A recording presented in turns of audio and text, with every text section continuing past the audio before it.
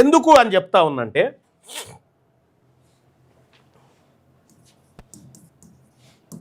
ప్రభుత్వం party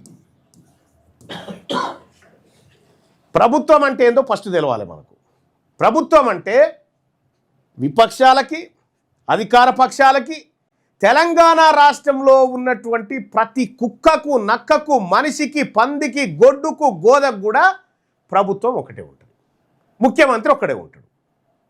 so ఈ ప్రభుత్వానికి పార్టీ అనేటువంటి ముసుగు ఉండకూడదు, ఉండదు. ఇక్కడ ప్రభుత్వం ఏం చెప్పాలి, పొంగులేటి శ్రీనివాసరెడ్డి గారు ఏం చెప్పాల్సిందే అని అంటే 42% రిజర్వేషన్ ఇవ్వలేకపోతున్నాము అని చెప్పాలి. ఈయన ప్రకటన ఇంతవరకే ఉండాలి, ఇవ్వలేకపోతున్నాము అనే వరకు చెప్పాలి. కానీ ఈయన ఏం చెప్పిండు, మేము ఇది ఇవ్వలేకపోతున్నాం, పార్టీ పరంగా 42% ఇవ్వాలని క్యాబినెట్లో డిసైడ్ చేసిరట. పార్టీ పరమైనటువంటి అంశము క్యాబినెట్లో డిసైడ్ చేస్తే పిసిసి చీఫ్ మహేష్ కుమార్ గౌడ్ దేనికోసం ఉన్నట్టు? మహేష్ కుమార్ గౌడ్ గారు మీకేమైనా ఇజ్జత్ అనిపిస్తుందా?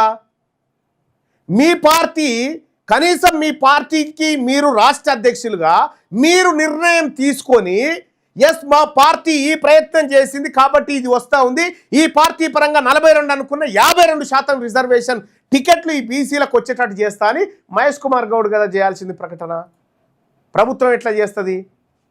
నిన్న జరిగింది క్యాబినెట్ భేటీయా, టీపీసీసీ విస్తృత కార్యవర్గ సమావేశమా? ఏం జరిగింది? మీకేమైనా హక్కులు ఉన్నాయా మహేష్ కుమార్ గౌడ్ గారు? మీ పార్టీ అధ్యక్షుడిగా మీకేమైనా హక్కులు ఉన్నాయా? పార్టీ పరంగా మంత్రులు ఎట్లా ఇస్తారు? పార్టీ పరంగా ఇచ్చేది పార్టీ కదా, మంత్రులు ఎట్లా ఇస్తారు? ప్రభుత్వం ఎట్లా ఇస్తుంది?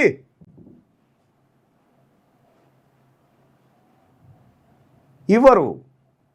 నీకు ఒక రకంగా చెప్పాలంటే పిసిసి మహేష్ కుమార్ గౌడ్ అనేటువంటి వ్యక్తి డమ్మీ అవార్డు ఎవడో మేమే డిసైడ్ చేస్తామని 4 రెడ్లు కూర్చొని మేము ఇయ్యంపు అని చెప్తా ఉన్నారు. ఈ చరిత్రలో లిఖించబడేటువంటి రోజుగా ఉంటుంది మహేష్ కుమార్ గౌడ్ గారు. బీసీలకు చరిత్రలో లిఖించబడేటువంటి రోజు ఏమని, బీసీలకు అన్యాయం చేసినటువంటి పార్టీకి అధ్యక్షుడుగా ఆ రోజుల్లో మహేష్ కుమార్ గౌడ్ ఉన్నాడు అని చెప్పి చరిత్రలో రాయబడుతుంది. నువ్వు